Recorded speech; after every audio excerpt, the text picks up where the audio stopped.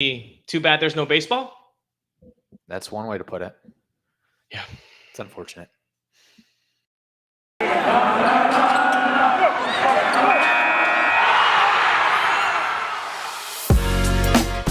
You are Locked On Rays, your daily Tampa Bay Rays podcast, part of the Locked On Podcast Network, your team every day.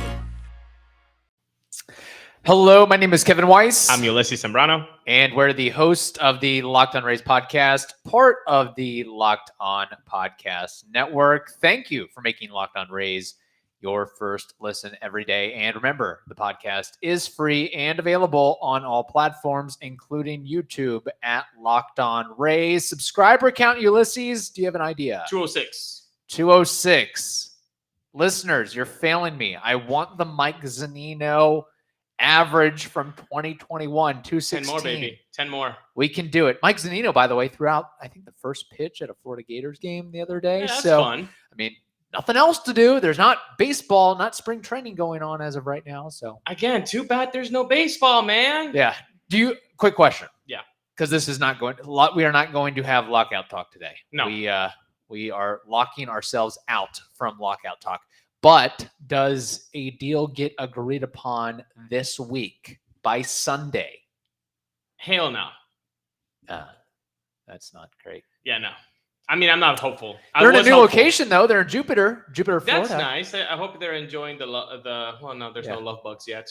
Not yet. Not yet. We can thank the University of Florida for that creation. Yeah. Anyway, where were we? Oh, yeah. Be sure to follow us on Twitter and Instagram at Locked On Rays. And you can email us anytime, lockedonrays@gmail.com. We had some great mailbag questions last week, so we implore you all to send us your questions our way, lockedonrays@gmail.com, or if it's easier for you to Instagram, DM us, Twitter, DM us, that is certainly fine as well. Ulises, while we're not going to get into the lockout, we do have a little interesting tidbit. Maybe another Mark Topkin drop, a Mark Topkin Rays Tales drop. Last week it was, is Austin Meadows on the trade block for the Rays? This week, Tommy Pham. Could Tommy Pham make a return to the Tampa Bay Rays? Not necessarily as an outfielder, but possibly playing first base, maybe some DH. The Rays, we've talked about it before, they need a right-handed bat first option. Tommy Pham might be an option. Intriguing. I love the flex, though, by Topkin, because somebody asked him, like, I would really enjoy it if I could see him saying it or whatever. And Topkin was like, yeah, I just texted him with him last week. That was the source. He texted with me. Wow. Just very gentle flex. Like, look, kiddo, let the grown-ups do the researching and all that. No, it's very intriguing, man. Yeah. I don't think there is a Rays fan that did not enjoy having Tommy Pham wearing Rays laundry. Mm-hmm. I think that was the guy, the grinder. I mean, when he says, I think this was in 2019 before a walk-off, mm-hmm. that he wanted to kill the pitcher because he threw at his head and then he got his walk-off hit. Yeah. Just the personality that he brings, man. It's a really intriguing option, very nicely, especially if you put him in first base because the defense is not there anymore. But the power is like, it wasn't what you would expect. 15 bombs, but yeah, I don't know. Is he on a downturn? Like, well, he's going to be 34 in March. Yeah. 2020 was, let's just say his 2020 wasn't too far off Austin Meadows' 2020. 2021, I would say if we talk about him in a vacuum, he was pretty much league average in 2021. Yes. Now, some of that, we have to go back and remember there was that crazy situation where he was stabbed outside a nightclub. I think that may have had a little something to do with his struggles playing baseball this past year, but he still put up decent numbers. Again, just about league average. I think it's all about what you're looking for. Again, the Rays aren't going after Chris Bryant. No. They're not going after Seiya Suzuki. Right. They're not going after Chris Taylor. They're shopping for rebounds. Yeah. In a way. And Tommy Pham would seem like a solid rebound case. I am curious about the first base thing, though, because just because a guy played in the corner outfield does not necessarily mean you can stick him at first for an entire season. I don't think let me take that back.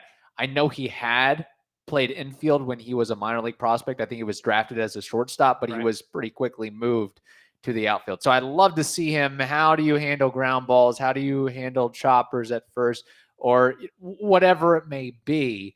But it's interesting because Tommy Pham does bring that intensity. Yeah. He does bring that veteran presence. He does bring that aura of, you've got a roster of young guys. He can kind of tell them how it is, how it should be, what it means to be a professional, and kind of not warn them, but remind them not every organization is like the Rays that's so successful and makes the playoffs year in and year out. And at the clubhouse where a lot of the guys get along, I think maybe some of his struggles are not having the best year, besides the stabbing incident that he had to recover from, was I get the feeling that the Padres locker room last year was toxic as toxic could be. Which is why he's needed in that clubhouse. There's a lot of young guys. In 2019, he even said so in a post-game interview. Look, you can't take these moments for granted. You're not going to go to the playoffs every year. Like, this is special. And I think that type of voice in the locker room needs to be heard. It needs to have a platform that everybody can rally around. I love that he brings that, because look around the Rays lineup. I love the jovial attitude. I think that's maybe more important. Mm-hmm. But tell me, who's the enforcer, if you need a nickname like that in the locker room. Look, who is it? Well, Nelson Cruz isn't on the team anymore. Exactly. And even so, I think he did it in a jovial, more like friendly way. Like, who is the guy that's like, hey, we're not supposed to do? Hey, who's the a-hole? You need a little bit of that edge. And I love the fact that the 2019 team had a Willy Adames and had a Tommy Pham, and that they gelled. Right. That was awesome. That's what you wanted to see, and an Avi next to him. Yeah. You need to create that dynamic again. And I think with Tommy Pham, with Wander, with Randy, my goodness, like that's electrifying right there. Yeah. And it isn't so foreign where the Rays trade somebody off and then bring them back a year or two later. We saw it with Chris Archer. Now, it didn't work out too well, but we could certainly see it with Tommy Pham, where they trade him to the Padres for, who was it? Oh, yeah, Hunter Renfroe and Xavier Edwards. Still waiting on the Xavier Edwards thing. But now they could bring Tommy Pham back. And you know what? You look back at it, and maybe the Padres are like, man, we didn't really get what we wanted to or expected to from Pham there. Well, and I want to put another name out there, John Jaso. Yeah. John Jaso came back after he had success with the stick. So you look at Pham's numbers, 229 average, 15 home runs, 49 RBI. I think you hit it right in the nail, like average, league average. In fact, his WRC plus is at 102. So 2% above the average one. Like it's pretty. The slugging was, surprising, 383 slugging. So what happened there? Is it the launch angle just got a little bit too big for him this season? I don't know. I feel like that drive of giving Tommy Pham a challenge of, like, you're gonna have to learn first. I think he would thrill in that, and he would perform, being given, like, hey, we trust you to take this new role.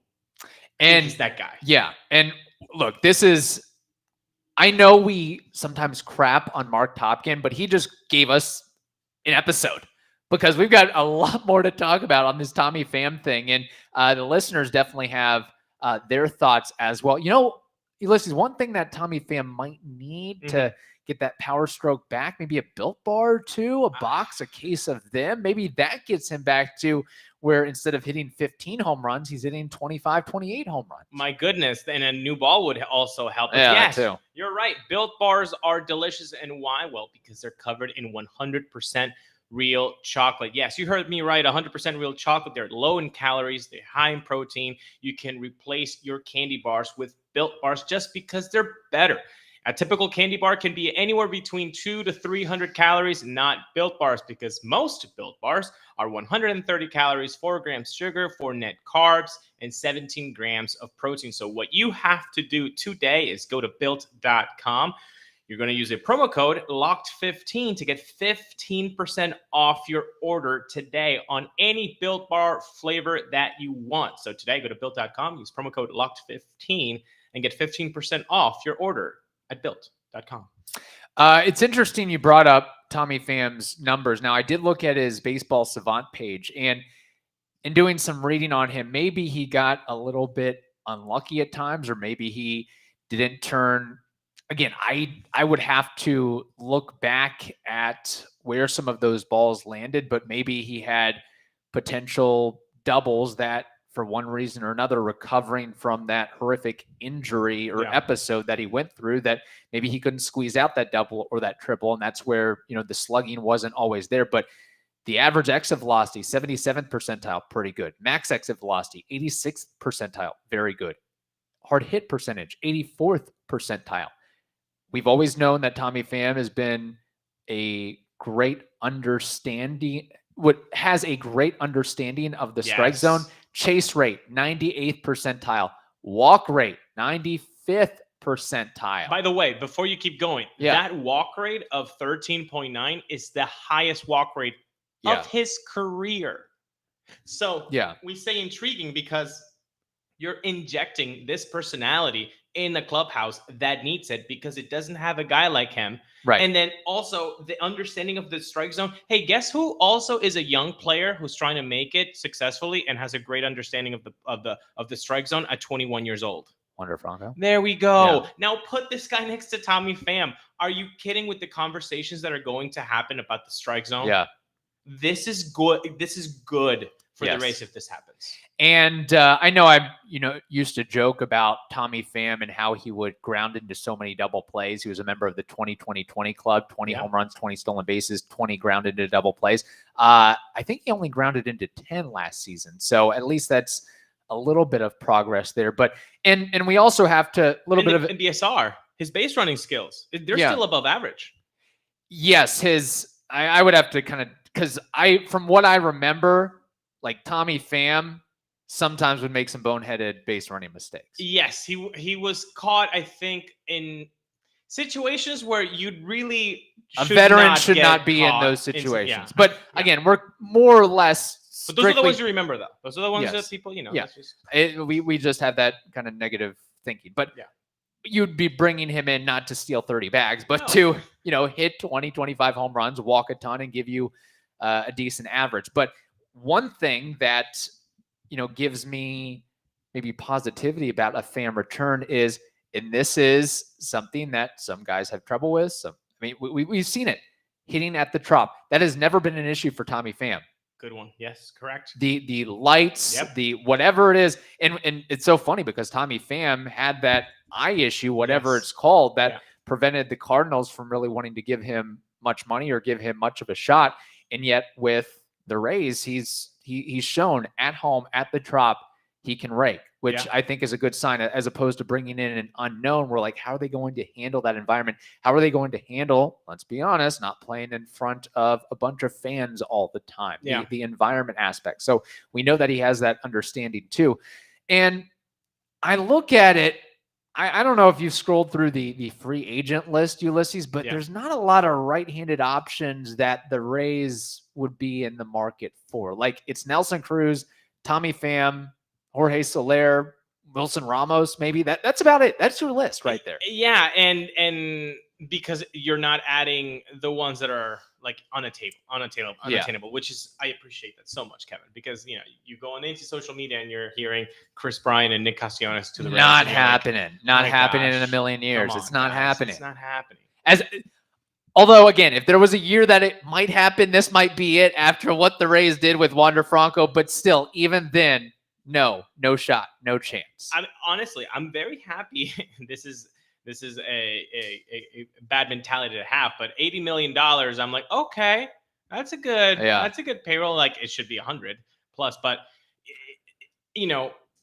I agree with you. If there's a year that I would believe something happening, okay. But again, Pham just earned $8.9 million. He's going to have to take a pay cut. Pay cut. Okay, good. Like in half. We're here. In half. Okay, so you're saying 1 year, $5 million deal for Pham. That's his market value. More or less, with maybe some incentives. Honestly, bro, I think you're looking more at a 2-year. I think he will not just want 1 year. Like, he's doing a 2-year. And Okay. I'm thinking 15 mil. All right. Well, in that case, the Rays look at the trade market. Okay. And there are options out on the trade market. You know, we should put that on a poll. What's more believable? 1 year, 5 mil, 2 year, 15 mil that Tommy Pham ends up getting.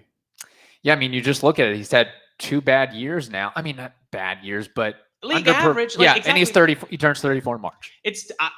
I don't see yours as not believable. Yeah. Now, I just think that, maybe. Okay. Well, this economy. Yeah. What's more likely? The Rays bring back Nelson Cruz or bring back Tommy Pham for 2022? It's a good one. I think or they're both unlikely. No, I don't think they're both unlikely. Yeah. I think Nelson Cruz, you have to bring him aboard more than Tommy Pham because you just had him. You had his physicals. You have his, you have the recency bias, right, which is very helpful. Tommy Pham, recently he was a Ray 2 years ago. Yes. 3 years ago. It's tough. It's tough. Look, if I was to guess, I don't think the Rays are going to sign either or bring back either necessarily. Okay. Because the other consideration too is you add on one of those guys, you still have the roster crunch issue, the 40-man roster crunch issue. So I think that's where the Rays are going to be perusing the trade market. And this is a name I'm sort of circling. This might have to be an episode at this point. Who are you thinking of? I have an episode idea for you, which is who's the guy they should target on the trade market? Because I have a guy, and I'm going to give you his initials. I'm not going to give you anything else. And that's for you listeners, too. If you guys want to guess which person I have, my initials are T-E. T-E. Those are the initials? Those are his initials. I want this guy in a Rays uniform. Is he a first baseman? I can't say anything else. My hands are tied. My hands are tied, Kevin. T-E. The only T-E I can think of is Tommy Edman. That can't be it. Or is it? Well, you'll have to just Can I tell you my guy? Yes. Okay. He plays for the Marlins. Okay. He gets hurt a lot. I will say that. He gets hurt a lot. But when he's healthy, you can bank on him giving you a 280 batting average and 800 plus OPS. And I think he could be, it's not like you have to give over the entire farm to acquire this guy. The Marlins need a center fielder. So I think, we know the Rays have a couple of center fielders. A swap could be worked out. This guy's name is Garrett Cooper. Okay. Garrett Cooper. And you could do Manny Margot plus Jonathan Aranda for Garrett Cooper, Kevin Kiermaier plus prospect for Garrett Cooper. I think something could be worked out there. Okay. I don't dislike it. I think that's more likely than people on Twitter suggesting the Rays would go after and trade for Luke Voit. That's not happening. Yeah, no, 100%. Yeah. Wow. Josh Bell, okay, maybe that's more in the realm of possibility. You know what? I think it would be really fun for Kevin Kiermaier to go to the Miami Marlins. I think that's the guy that they need in that clubhouse too. Well, the Marlins need a center fielder. So yeah. And the Rays have dealt with the Marlins before. They've already made a trade with them this offseason with Joey Wendell. It'd be nice to have Joey Wendell and KK patrolling the same kind of field. Yeah. I mean, really, at the end of the day, the fact that the universal DH we think is going to become a thing, that just opens up so many more options and opens up so many more trade possibilities and opens up the chance for a team like the Rays or other teams to trade with National League teams as opposed to, well, he doesn't really have a position, so we're kind of screwed. Yeah. So no, I think we're gonna see a lot of guys maybe transition to that role. Yeah. This year with the universal DH if that ends up happening. Yeah. So I'll just throw out one more name. I think this could be more likely than Luke Voit, but still probably won't happen. Trey Mancini. I want that one too, but it's not happening. I'm sorry, bud. But it's more likely than Luke Voit, right? Because of the friendship between Birds and Rays, or because the Orioles aren't going anywhere. They need prospects. They're redeveloping. They need their fandom to not check out by April 15th. But with or without Trey Mancini, they're still going to. Yeah, but they're still going to check out. Trey Mancini is not getting the team. This isn't basketball. He's not taking the Orioles to 90 wins here. They're okay with Trey Mancini. But you got they're the gonna, kid. You gave him the Mancini shirt. He's 7 years old. We got it doesn't matter. They're trying to build long term, so they need to trade for Trey Mancini's not in their long term plan. I agree with all of the right reasons of why they have to trade him. I don't think they will. I think they're going to trade him. I'm not saying it's necessarily going to be with the Rays, but I think they have to. Yeah, I think it would be irresponsible of them not to. This is also why it's a reason for me to think the Orioles are not going to do it. Yeah. See, it's because you're emotional on the front office, and you can't be emotional. You have to, and I think his story is very emotional. It is very emotional. So the PR hit that they might take, they might just say, you know what, we'd rather not take that hit because we're also losing 100 games. So we got to give the fandom something. Okay, but their general manager used to work for the Astros, so he clearly has no soul or heart or emotion. So I think it could work out. But again, I don't consider the Orioles to be within the division because they're so bad. They're such a non-entity that they're like that 10-year-old cousin who wants to box, and you're like, no. It's a lot more believable that the Rays would trade with the Orioles than with the Red Sox, the Blue Jays, or the Yankees. I would put it like that. So it's fun to talk about and think about. So if you were to put money on it, well, you'd go to betonline.net for one, but that the Rays sign a right-handed bat-first guy or trade for a right-handed bat-first guy or make no move at all. You know what? Before I answer that, I really gotta. What do I do with my green skills, Kevin? You're gonna make me do this live read before you answer that. I'm gonna think on it, baby. All right, sounds good. Yeah. All right. Football may be over this season, but basketball is in full steam for both pro and college hoops. From all the latest odds, totals, player performance props to where the next fired coach is going to land, BetOnline.net is the #1 spot for all your sports betting needs. BetOnline remains the best spot for all your sports scores, podcast, and news this season. And it's not just basketball. BetOnline.net is also your source for hockey, boxing, and UFC odds, right to the Olympic coverage and information. So be sure to head over to the website today or use your mobile device to learn more about the trends in action. BetOnline, it's where the game starts. Man, I think it's going to be through trade. Okay. I don't think, I think it's fun to talk about Tommy Pham. I think Tommy Pham could happen. I think Nelson Cruz could happen. It's just a lot of other teams might have to bid on them first. And if they're still falling through the cracks, the Rays will pounce on these guys. They did so with Asdrubal Cabrera. Yeah. Remember that? In 2015, I think.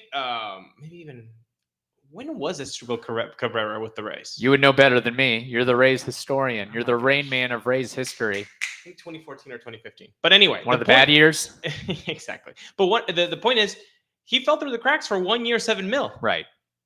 Sometimes that happens, and you're like, well, I thought this guy was going to make 12. Now he's down to 7. Yeah.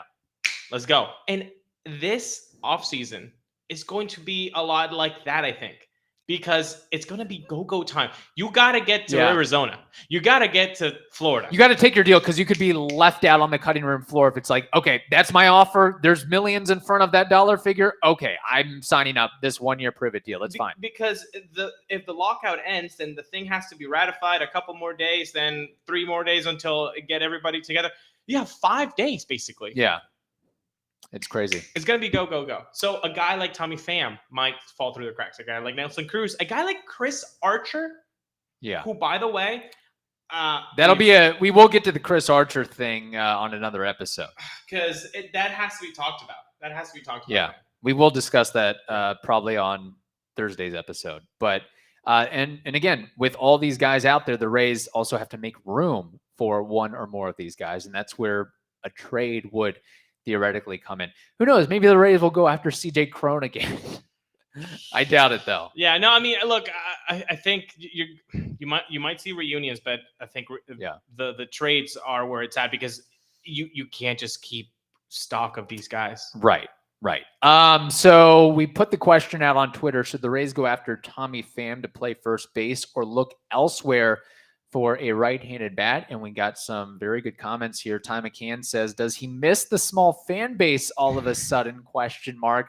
Yeah, didn't Tommy Pham make a comment or two about that? Again, I don't hate it. I like a baseball player or an athlete that's opinionated, that's not afraid to speak their mind.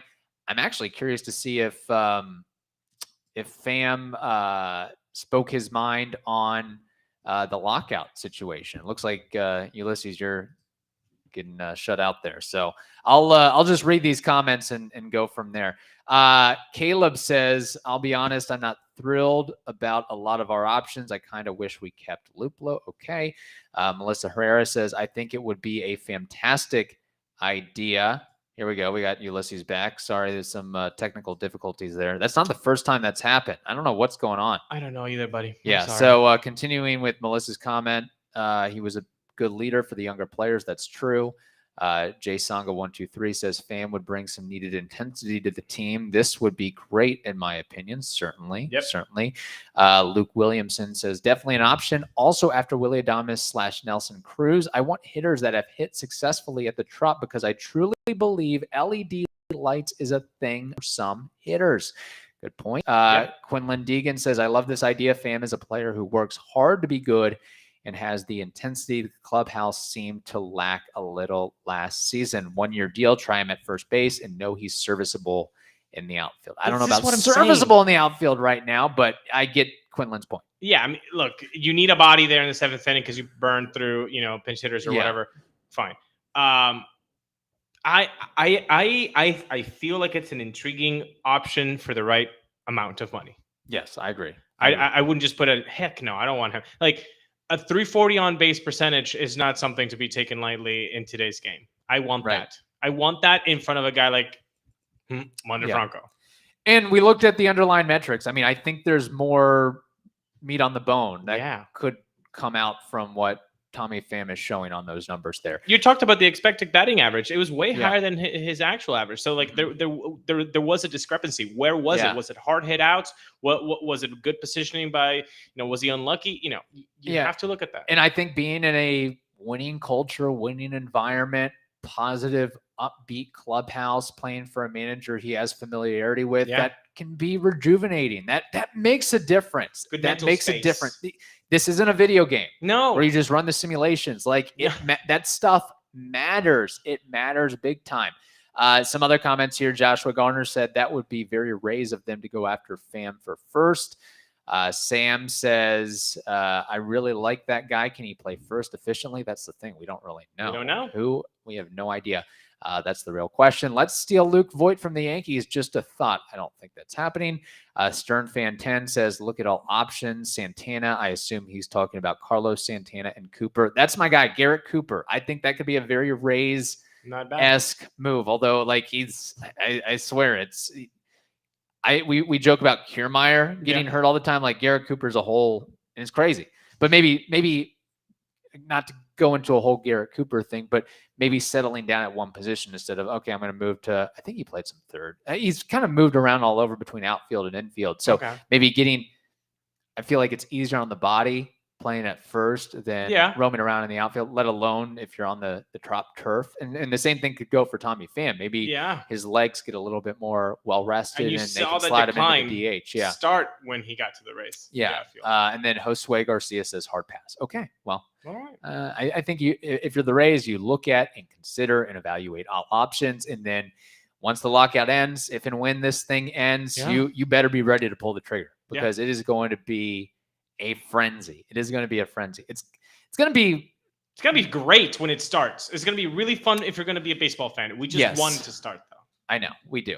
Yeah. It's weird because, like, we'll be doing – I feel like there'll be so much that we can't get it all into one episode. It'd be like 10 things happened today. Yeah. It's either like, pardon the interruption type style episode or it's just like, look, let's pick one thing and dissect. Yeah, pretty much. All right, so that will wrap up today's show. We didn't have a chance to get into Chris Archer making his comeback recovery. That'll be on the next episode. Would the Rays consider bringing him back? That's a question that we'll have to discuss. In the meantime, thank you again for making the Locked On Rays podcast your first listen every day.